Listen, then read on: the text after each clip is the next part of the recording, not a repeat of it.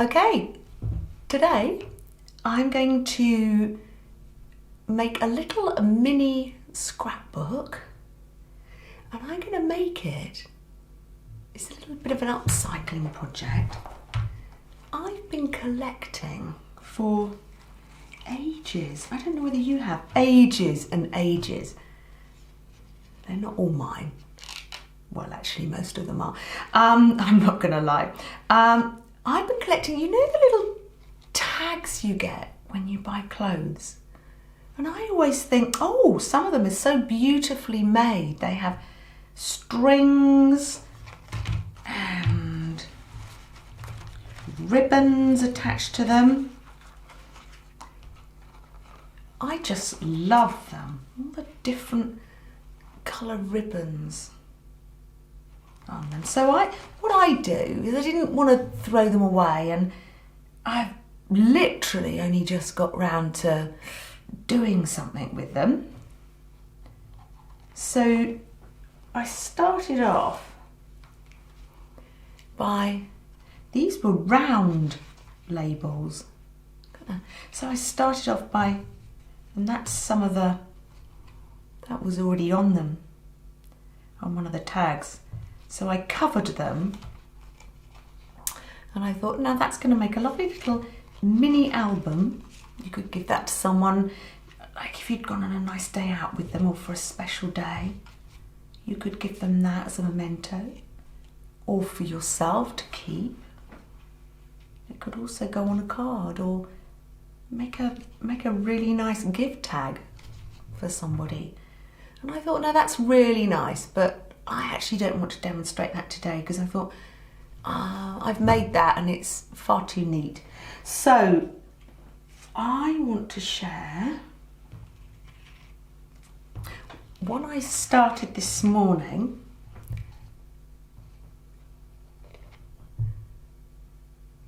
I started this, and what I've been doing is using up, this is my use it up tin from all my projects, and I thought, oh, gosh, that's getting rather full. I ought to start doing something with this. So from the vintage paper I used last week on the Mother's Day card, I thought, right, now's a good chance, now's a good time to use some of that. So I'm doing what I love to do, decoupage.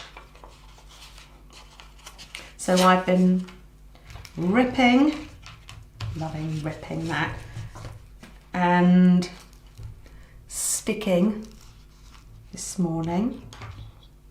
I love it. You know when you've done that, peeling glue off my fingers. Love it. So this is one that I'm making up. I'm just using one of the pieces of string, and I've started already to thread it up, and I'm going to make this a bit of a cat one. And as luck would have it, look at that. One of the labels was actually fish and bones. So if you're watching this and you're a bit young and you haven't got a collection of these, ask your mum and your aunties to save them. If you're at work, ask your colleagues to save their labels. Maybe some of them have got them just thrown in a drawer and don't know what to do with them. So that's the book. That's going to be the book. So I started off and I've made the front and the back cover, and then I put a lovely little photograph of Kit Kat and Merlin peering in through the window. I wanted to mount it on black, but that looked just that little bit too neat for this project. So what I did is I did some ripping, and I made like a little frame around that to make it a nice jagged edge. So how I did that, there's another, that's not going to show up very well because Merlin's so dark It might be Kit Kat, I don't know. I'm not a very good mum, I can't tell the difference. So, not from photographs anyway. I can in real life because Kit Kat's much bigger and chunkier because he's nice and furry because he goes out all the time. So what I did is I just ripped a frame, nothing too precise, just rip that, and then to make a frame I folded that in half, sort of measured the picture, so you need to make it smaller than the picture, and I just ripped like that, like that. You could use these on cards, so you're not going to waste that. Oh, that's a lovely bit. That's gonna come in handy. There we are, nothing's wasted. And that makes a lovely little ripped frame. Look at that, that just looks like a dark mass to you, doesn't it? But trust me, there's a cat opening his eyes in that. I can't help it if they're dark. So I'm actually going to put him on there like that. That one shows up a bit better, doesn't it? Them looking through the window. I've got some other things I've collected along the way. I've got this gorgeous little, see, I collect things and then put them by. Some lovely little cat ribbon I'm going to put on there. So you can see that later on I'm going to do some more deco batching, add some more photos, but I just wanted to show you something else today that I'm going to put on the cover. I wanted to make one of these little shabby chic flowers out of the vintage paper to pop on the cover. I think I'm actually going to rip round. Oh, look at this. I'm very think on your feet, see what it looks like. Don't make too many plans. I think I'm going to mount it on there so it actually shows up. So I'm going to show you how I made this flower, and I'm going to say, here's what I made earlier. If you want to know why I say that, it's because you don't live in the UK. It's from an old TV show. I'm going to put a link down below in the comments boxes, so you can watch a little show we used to watch and our children have watched. It's called Blue Peter. They always used to make something and they always used to say, and here's what I made earlier. They also used to say, get some sticky back plastic. It's a little bit of a, I don't know, a cliche. So I'm hoping to find a craft that I can make with sticky back plastic. Then I can say that as well. So I cut out the flowers using my Big Shot with the slits. But if you haven't got that, that's not a problem. You can cut out flowers freehand, or you can make a template and draw around.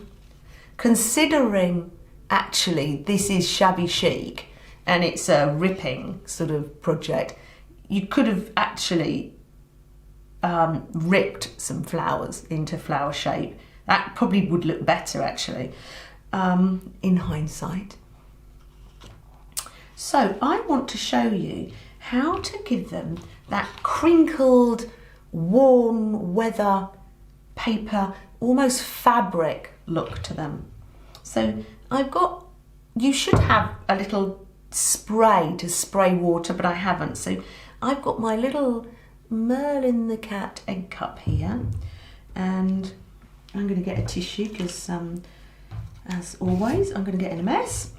So I'm going to wet these, the front and the back. Wet all these. The good bit's coming. So I'm going to do all those, but I'm not going to keep you. Like this. Right. Then what you do is you scrunch it up like that. Oh, look at that. Had a bad day at school.